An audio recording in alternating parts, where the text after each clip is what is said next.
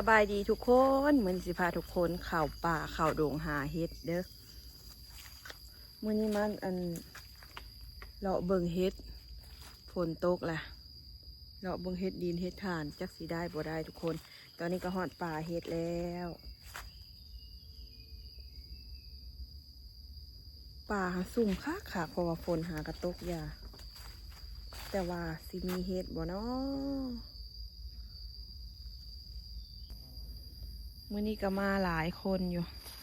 มา4 คน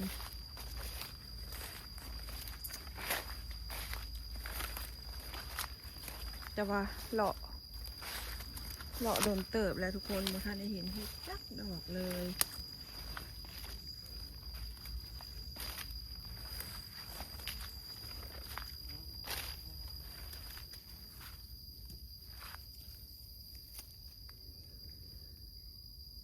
อันนี้ต้นดอกกระเจียวเข้ามายามนี้มันพอดีเบิดฤดูกาลไปแล้ว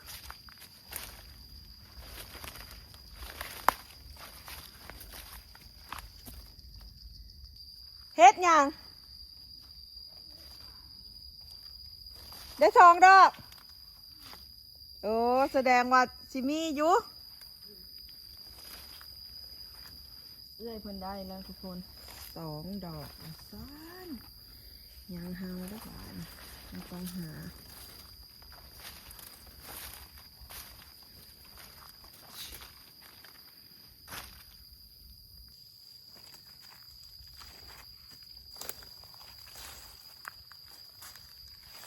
ดอกบานแล้วนาง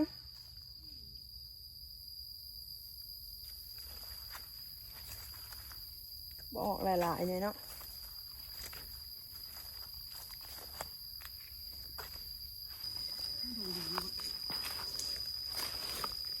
เสียนางได้เฮ็ดไปทางเดียวดิฮะเจ้าคือได้ฝนตกห้ามคนเบิดหมู่ได้แต่เพิ่นผู้เดียวนะบ่ทันได้หยังเลยไปย่างไปเรื่อยๆซะก่อน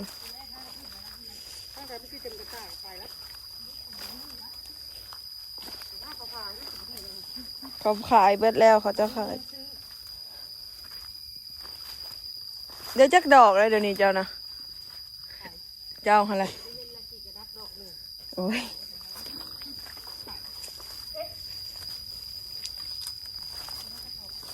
ดูดิกระดักน้อยสิได้โอ้ย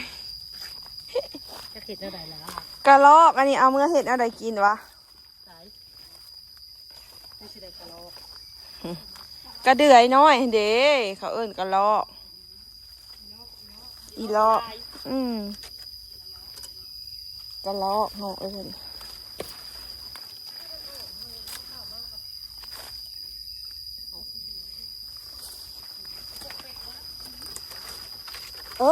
มันยังตอดแบบนี้แตนบ่จักแล้วหาย่างไปซะก่อนนะ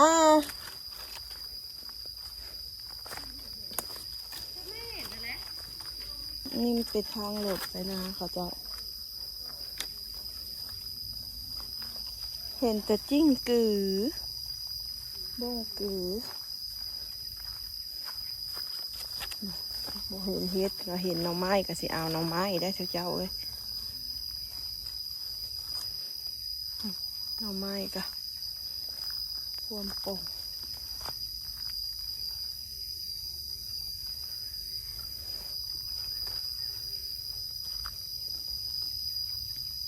เขาเจ้าก็หาอยู่มีแต่ห้อยซับเด็หน่อยหน่อไม้กระสะบ้านเฮา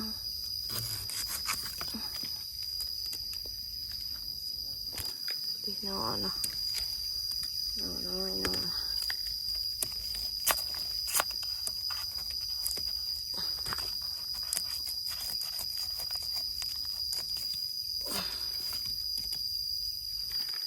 เล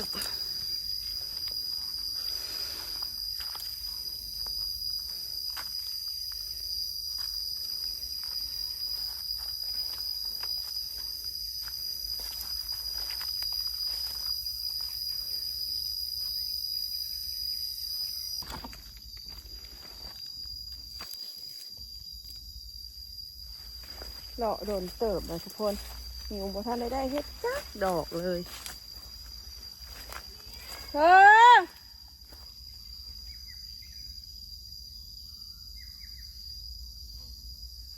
เฮ็ดนะออกอยู่เห็นห้อยเขาจะเอาอยู่แต่ว่าออกบ่ท่านได้หลายนะทุกคนออกดำเล็กดำน้อย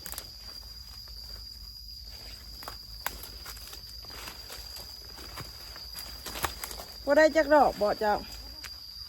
ข่อยก็บ่ได้จักดอก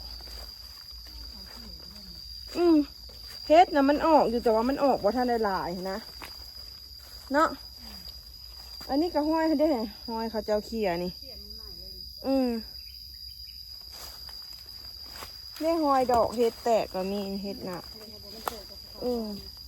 ก็เฮ็ดอันนี้เลยนี่เฮ็ดหน้าอันเฮ็ดแดงๆอันนะเฮ็ดอามาเขาเจ้าคือเขี่ยขาดเลยเนาะแม่เป็นหมูในใบตองของเราอันนี้เฮ็ดนะ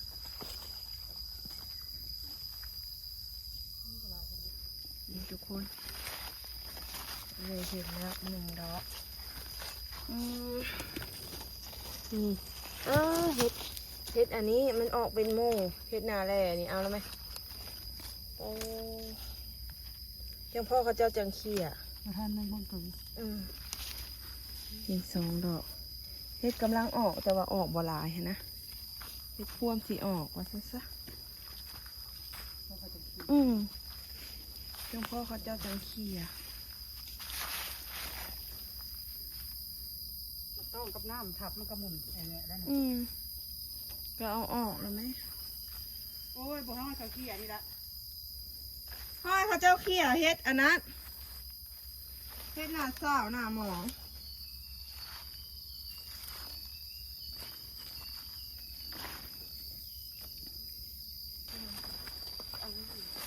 สีดา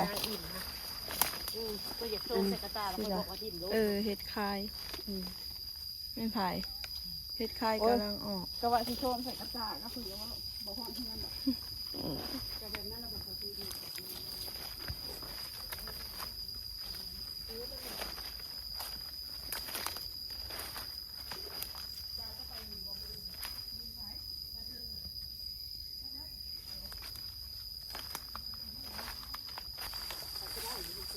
เฮ็ดอย่างบะนี่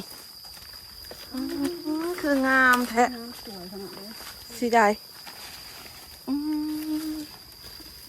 เฮ็ดถ่านบ่แบบนี้แหละเขาเจ้าหาฮะเนาะ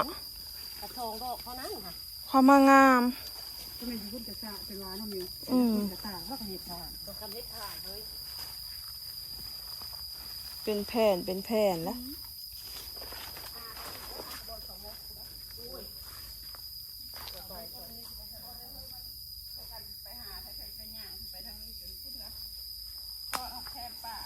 บ่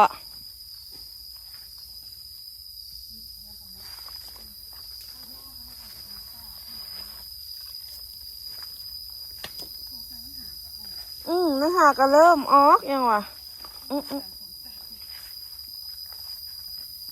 ความงามเนาะโอ้ยพะวุพะแวอยู่กระเซอขากปานอย่างละฮะ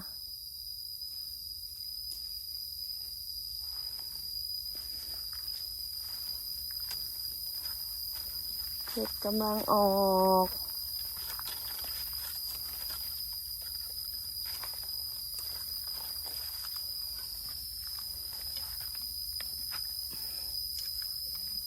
ในกระตาเขาก็ได้แต่หน่อไม้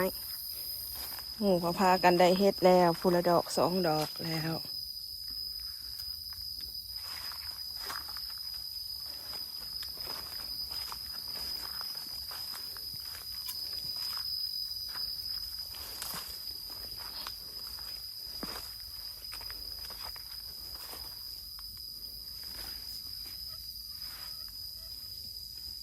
เฮ็ดเพาะบ่คือเฮ็ดเพาะโบแมนเนาะใบไม้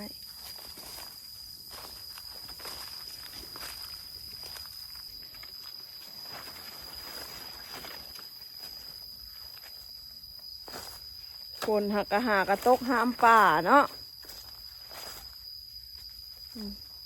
ได้เฮ็ดน้ำหมากเข่านี่โอ้ยเฮ็ดน้ำหมากมันบอกอันนั้นอยู่แล้ว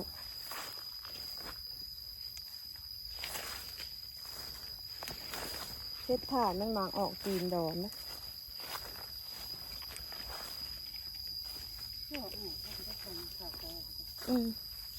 พูดแล้วมือพูดแล้วจะสิไปหา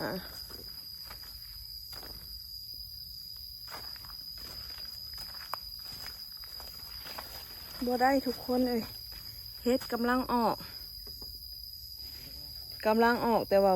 ออกบ่หลายนะเขาเจ้ามาหาแต่เศร้าพูดอะไรได้แต่ว่าเขามาสวยแล้วบ่ได้ได้คนละดอกสองดอกส่วนมิวนี่บ่ได้จากดอกเลยเลยแต่หน่อไม้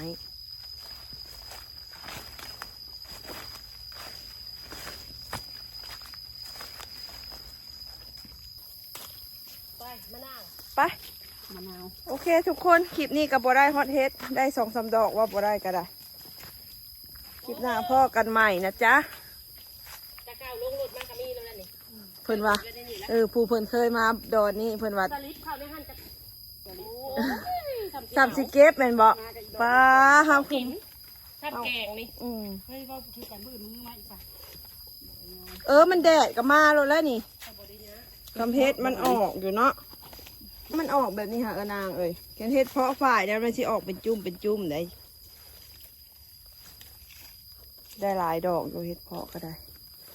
เอารวมให้เราซะเฮ็ดในอัน4 คนกันกระบอกแข็ง